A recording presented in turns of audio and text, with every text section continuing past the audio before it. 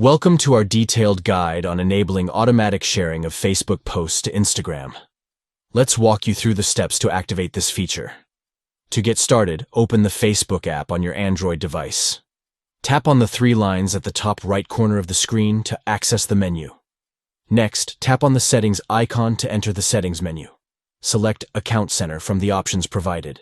Then, tap on Sharing across profiles to manage your sharing settings.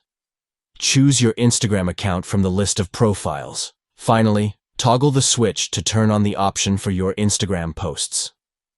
By following these steps, you can seamlessly share your Facebook posts to your Instagram account, streamlining your social media presence across platforms. Thank you for watching.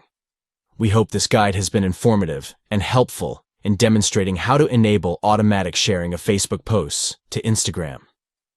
Enhance your social media strategy by connecting your accounts and sharing content effortlessly. Start sharing your Facebook posts to Instagram today for a more integrated and efficient social media experience.